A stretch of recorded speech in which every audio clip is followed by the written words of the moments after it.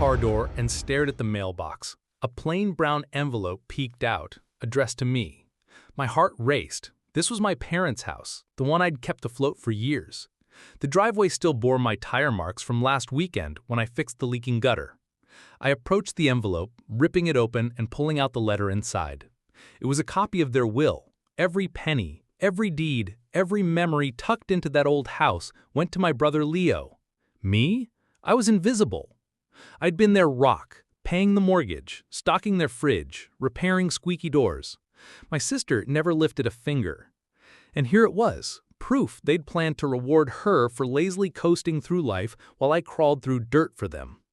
My hands shook. A wave of rage, betrayal, and disbelief crashed over me. They'd seen me only as their free safety net, not as their daughter. No surprise apology waited, just cold paper declaring I was expendable. I folded the letter, stepped back, and whispered to the empty porch, "Fine, you chose her. Now you live with it." At breakfast, the air smelled of burnt toast and stale coffee. Mom shuffled into the kitchen, wearing her usual tired grin. Dad sat at the table, scanning the morning news. I held the will in my hand like a weapon. "Morning, Riley," Dad said, without looking up. "Nice toast," I added, dropping the letter onto the table. Dad lowered his paper. "What's that?" I slid it across. "Your will." His eyes widened. Mom froze mid-sip, her hands trembling around the mug. "It's not what you think," Dad stammered. "Really? Because it says Leo gets everything." My voice remained calm, but every word burned. Mom set down her mug so hard it rattled. "Honey, you have a good job. You don't need this money." "Because I manage your mortgage? I guess my career doesn't count?" Things spiraled. Dad's frown, Mom's soft protest, Leo's absence loud in its silence. I stood, voice steady. "Fine, I won't pay another cent." They watched me leave the kitchen like I'd become a ghost. The hallway light flickered as I shut my bedroom door, packing my bag. My apartment was already lined with boxes. Earlier that week, I set plans in motion. No warning, no farewells. Mom's knock sounded sharp. "Riley, wait!" "Don't." My tone brooked no argument. I grabbed my keys. "You chose the bait. Leo, your next free ride begins now." Downstairs, the engine roared to life. As I pulled away, I caught Dad's figure by the front window, hands clasped, shoulders hunched. Mom stood beside him, tears staining her cheeks. Behind me, the house receded and freedom beckoned. For years, I'd been trapped by obligation. Now, obligation was theirs. 2 weeks of silence followed. No calls, no messages, no grocery receipts slipped under my door. I felt at ease for the first time. Bills were mine, life was mine. But then my phone buzzed. A text from Dad. "Property taxes are due." No greeting, no apology, just a reminder of my old role. I stared at the screen and typed, "Leo will handle it." Mom's plea came minutes later. "Riley, please, let's talk." I waited an hour, then replied, "You made your choice." Silence returned until Leo stepped in. "Grow up, it's just money." His entitlement gleamed through my phone. "Then use your inheritance," I shot back. His silence rang louder than any argument. Weeks passed. Life carried on. Work, friends, a sense of peace I hadn't known since childhood. Yet guilt circled like a vulture. Then came the bank request, $4,200, from Mom. No explanation, just her name beside that cold figure. I scrolled up my memories, mending her faucet, driving Dad to doctor appointments, stocking her favorite yogurt, all repaid by a naked demand. I declined. Not minutes later, my phone rang. "Mom." I let it go to voicemail. A second text. "We'll lose the house." They sounded desperate now. I paused before responding. "Maybe consider your savings. Leo can cover you." Dad's next text stabbed. "You'll regret this." I smirked. I'd already felt regret melt away, replaced by relief. Mom emailed, "Family means sacrifice." Their words bounced off my resolve. Then Leo chimed in, "Stop being dramatic. Help your parents." I stared at the inbox, thought of all I'd given. I typed, "I helped them. They repaid me with betrayal." Silence followed. I blocked Dad and Mom. One morning, I arrived at work to find a note from the front desk. Your parents are here. They say it's urgent. I closed my eyes, exhaled. I wasn't ready for this ambush. Later, their faces filled my lobby. Mom's arms folded, Dad's jaw tight, Leo's bored stare. No apology, just expectation. I stepped forward. You again? Mom's eyes filled with tears. We need help. You chose Leo. Dad's voice quivered. We never meant this. Then fix it yourself. I turned on my heel. They left with heavy steps, their silence more damning than any argument. That night, socials exploded. Mom posted a status. My daughter has forgotten what family means.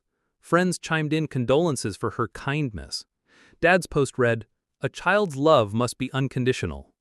Leo shared a pious comment about loyalty.